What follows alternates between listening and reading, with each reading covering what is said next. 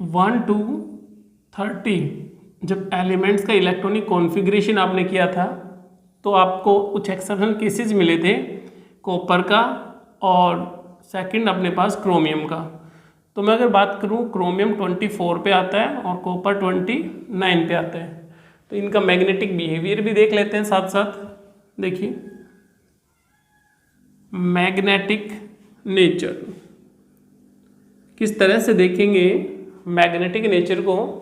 अगर मैं बात करूं कि अनपेड इलेक्ट्रॉन है, हम जब इलेक्ट्रॉन फिल कर रहे होते हैं और उसके जो डी ऑर्बिटल है, बेसिकली बात कर रहा हूं क्रोमियम की, तो अगर अनपेड इलेक्ट्रॉन आ जाते हैं तो वो कॉम्प्लेक्सेस नेचर के अंदर कैसा होगा, पैरामैग्नेटिक। ठीक है, और जो पैरामैग्नेटिक कॉम्प्लेक्सेज हैं तो मैक्सिमम केसेज में वही क्या होते हैं, कलर्ड कंपाउंड। कंपाउंड भी कैसे होंगे, कलर्ड कंपाउंड का फॉर्मेशन करते हैं। इस तरह से समझेंगे अभी। अगर इलेक्ट्रॉन पेयरिंग में आ जाते हैं, ठीक है, तो इसका मतलब वो कंपाउंड कैसे होंगे, डाया मैग्नेटिक, इसको बोल देते हैं डाया मैग्नेटिक। और डाया मैग्नेटिक है तो इसका मतलब कलरलेस कॉम्प्लेक्सेज होगा। ये नेचर पर देखेंगे। मैं एग्जांपल लेता हूँ जैसे क्रोमियम का और एक क्रोमियम 3+ का। तो क्रोमियम हमारे पास 24 पे है, इलेक्ट्रॉनिक कॉन्फ़िगरेशन हमें 1s2 2s2 2p6 3s2 3p6 4s1 और 3d5 हमें फिल करना होता है क्रोमियम के केस में। अब मुझे कितने इलेक्ट्रॉन्स बाहर निकालने हैं, 3 इलेक्ट्रॉन्स। तो याद रखिएगा सबसे पहले जो प्रिंसिपल क्वांटम नंबर बड़ा है उससे इलेक्ट्रॉन्स बाहर जाएगा। उसके बाद आपका SPDF कॉन्फ़िगरेशन के हिसाब से चलता है। तो सबसे पहले इलेक्ट्रॉन किसका, 4s का बाहर निकालेंगे, उसके बाद 3d का, क्योंकि हमें अब जो आंसर मिलने वाला है वो 1s2 2s2 2p6 3s2 3p6 4s0 और 3 इलेक्ट्रॉन्स बाहर निकालने हैं तो हो गया 3d। यहाँ से 2 इलेक्ट्रॉन्स और निकाल दीजिए बाहर, तो ये 3d3। तो इसका मतलब हो गया कि भाई d में तो मेरे पास यहाँ पे इलेक्ट्रॉन्स कितने हैं, टोटल 5 1 2 3 4 5 अनपेड इलेक्ट्रॉन। और d में यहाँ पे इलेक्ट्रॉन्स कितने आए मेरे पास, 3 1 2 3। ठीक है ना, 3 इलेक्ट्रॉन्स फिल कर दिए। इसका मतलब होता है कि ये जो कॉम्प्लेक्सेज होंगे दोनों ही कैसे होते हैं नेचर के अंदर, पैरामैग्नेटिक, और ये भी कैसा होगा नेचर के अंदर, पैरामैग्नेटिक। लेकिन मैग्नेटिज्म ज़्यादा किसका होगा, इन दोनों में से ही बात करें कि पैरामैग्नेटिक नेचर यानी मैग्नेटिज्म ज़्यादा किसका होगा, यानी मैग्नेट से कौन जल्दी अट्रैक्ट होगा। तो उसका अपने पास फॉर्मूला होता है मैग्नेटिज्म निकालने के लिए, μ = n+2। n का मतलब होता है यहाँ पे नंबर ऑफ अनपेड इलेक्ट्रॉन। भाई कितने अनपेड इलेक्ट्रॉन होंगे, तो यहाँ पे अनपेड इलेक्ट्रॉन पहले वाले केस में देखिए, मैं कॉपर के केस में देख रहा हूँ, तो कॉपर के केस में मुझे कितने अनपेड इलेक्ट्रॉन मिल रहे हैं, 5। तो मैं इसका आंसर 5 + 2 का स्क्वायर रूट, और इसका जो आंसर आपका मिलने वाला है वो सोल्व करोगे तो 5.87 के समथिंग मिलेगा, यानी म्यू की वैल्यू मिलेगी। सेकंड केस के लिए अगर मैं म्यू की वैल्यू की बात करूं कॉपर 3+ के लिए, तो हमें वैल्यू कितनी मिलती है, अनपेड इलेक्ट्रॉन कितने हमारे पास, 3। तो इसमें 3 + 2, तो आंसर मुझे इससे कितने मिलने वाला है, 3.7 के समथिंग। तो जिसका मैग्नेटिज्म ज़्यादा होगा मतलब वो ज़्यादा तेज़ी से मैग्नेटिक फील्ड की तरफ अट्रैक्ट होगा। तो मैं बोल सकता हूँ क्या, जिसके अंदर नंबर ऑफ अनपेड इलेक्ट्रॉन ज़्यादा होंगे उसी का मैग्नेटिज्म ज़्यादा होगा। भाई ऐसे आंसर निकाल सकते हैं। तो किसका, यानी कि क्रोमियम का मैग्नेटिज्म ज़्यादा है क्रोमियम 3+ से। ये तो क्रोमियम का केस हो गया आपका। अगर मैं आगे बात करूँ कॉपर की, तो उसमें भी इस तरह का एक केस लेते हैं। कॉपर के केस में देखिए, और कलर्ड प्रॉपर्टी का पता चली गया आपको। कलर्ड का मतलब जिसमें अनपेड इलेक्ट्रॉन है वो नेचर के अंदर कलर्ड है, जिसके अंदर अनपेड इलेक्ट्रॉन नहीं है इसका मतलब जिसकी स्पिन क्वांटम जिसका स्पिन अपोजिट हो जाता है तो वो कलरलेस हो गया कंपाउंड कॉपर के केस के अंदर।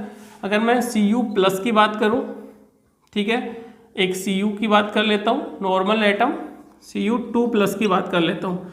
तो अगर इसका इलेक्ट्रॉनिक कॉन्फ़िगरेशन आपने देखा होगा तो लास्ट में क्या फिल किया था, 4s1 3d10, यही फिल किया आपने, कॉपर Cu+। तो हम जो इलेक्ट्रॉनिक कॉन्फ़िगरेशन इसका लिखेंगे तो इसमें क्या आ गया, 4s0 और 3d10, ये रहने वाला है। Cu2+ के केस में क्या हुआ, यानी कि 4s तो 0 फिल करेंगे तब, लेकिन 2 इलेक्ट्रॉन्स और बाहर निकाल लें तो 3d8। तो बेसिकली देखिए D में 10 इलेक्ट्रॉन्स आ रहे हैं और D में 10 इलेक्ट्रॉन आ रहे हैं, तो इस केस में ये कैसा हो गया, डाया मैग्नेटिक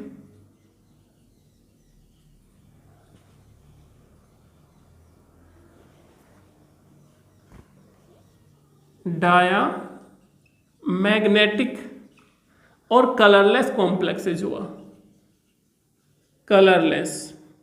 ठीक है, नेक्स्ट अगर बात करें 10 में तो सेम केस है, ये भी डायामैग्नेटिक और कलरलेस, क्योंकि यहाँ पे ट्रांजिशन होगा ही नहीं, d ऑर्बिटल फुल्ली फिल्ड है, 10 इलेक्ट्रॉन्स हैं, तो ट्रांजिशन पॉसिबल नहीं है, ना तो कलर कॉम्प्लेक्सेस का फॉर्मेशन करेगा ना मैग्नेटिक बिहेवियर शो करेगा, मींस डायामैग्नेटिक है नेचर के अंदर, ये मैग्नेटिक फील्ड की तरफ अट्रैक्ट नहीं होता।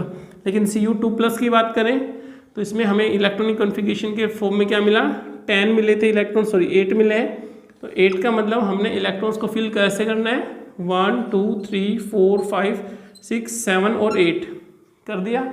नंबर ऑफ अनपेड इलेक्ट्रॉन कितने मिले, नंबर ऑफ अनपेड इलेक्ट्रॉन 2 मिले, तो इसका मतलब अनपेड इलेक्ट्रॉन की वजह से कैसा हो गया, ये पैरा मैग्नेटिक नेचर के अंदर, तो कैसा हो गया पैरा मैग्नेटिक, यानी मैग्नेटिक फील्ड की तरफ अट्रैक्ट करेगा।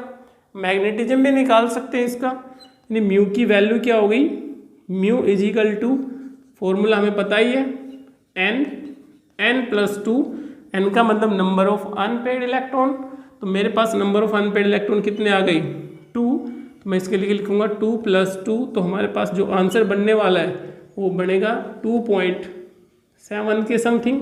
ठीक है, थोड़ा सा आप इस तरह से देखेंगे, देखिए आपको ये जो वैल्यू है ये सोल्व कर सकते हो किस तरह से। मैंने क्या लिखा कि भाई अनपेड इलेक्ट्रॉन कितने मिल गए मुझे, 5, तो मेरा आंसर आएगा 5 पॉइंट समथिंग। ठीक है ना, आप लोग 5 से ज़्यादा लिख सकते हैं, सोल्व भी नहीं करें तो डायरेक्ट हो जाएगा। जैसे अनपेड इलेक्ट्रॉन इसमें 3 आए तो मेरा आंसर कितना रहेगा, 3 पॉइंट समथिंग। अनपेड इलेक्ट्रॉन अगर 4 मिलते हैं किसी के अंदर तो उसका आंसर क्या, मैग्नेटिज्म क्या रहेगा, 4 पॉइंट समथिंग। अनपेड इलेक्ट्रॉन किसी के अंदर 5 होते हैं तो क्या मिलेगा, 5 पॉइंट समथिंग। इस तरह से हम क्या कर सकते हैं, नंबर ऑफ अनपेड इलेक्ट्रॉन देख के मैग्नेटिक बिहेवियर को शो कर सकते हैं। तो हमारा आंसर वाला है 2.7 के समथिंग। इसका मतलब क्या हो जाता है, 2.6 या 2.7 के समथिंग।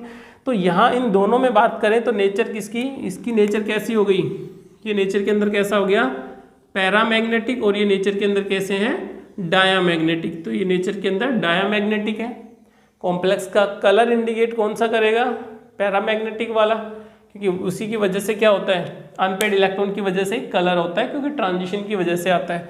लेकिन अगर मैं KMnO4, अगर मैं यहाँ से Mn की बात करूँ तो Mn+7 ऑक्सीडेशन स्टेट के अंदर है।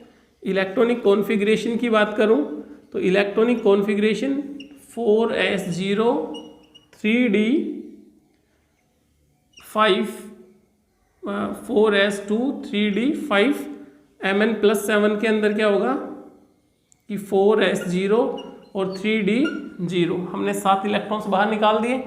लेकिन इस केस में अगर मुझे देखना पड़े कि पैरामैग्नेटिक है डायामैग्नेटिक है, इसका मतलब जो इसकी नेचर है, नेचर, ये जो मैग्नेटिज्म इंडिकेट होगा ये स्पिन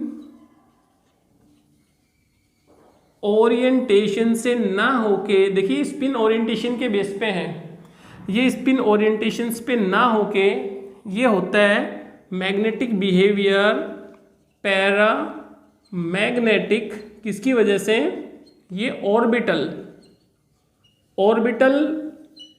रोटेशन की वजह से या ऑर्बिटल मोशन की वजह से हम बोलेंगे। तो इसका जो मैग्नेटिक बिहेवियर आता है KMnO4 का, ये किसकी वजह से आता है, ऑर्बिटल की वजह से आता है, ऑर्बिटल ओरिएंटेशंस की वजह से आता है, ना कि स्पिन ओरिएंटेशन से आएगा। तो ये एक एक्सेप्शनल केसेज है इसका थोड़ा सा आप लोग ध्यान रखेंगे, जबकि हम ये स्पिन ओरिएंटेशंस के बेस पे आंसर इस तरह से देंगे और जो ऑर्बिटल ओरिएंटेशंस का आंसर है वो KMnO4 का एक एग्जाम्पल जरूर ध्यान में रखना। ये इस तरह से इनकी मैग्नेटिक बिहेवियर भी हम रिप्रेजेंट कर सकते हैं।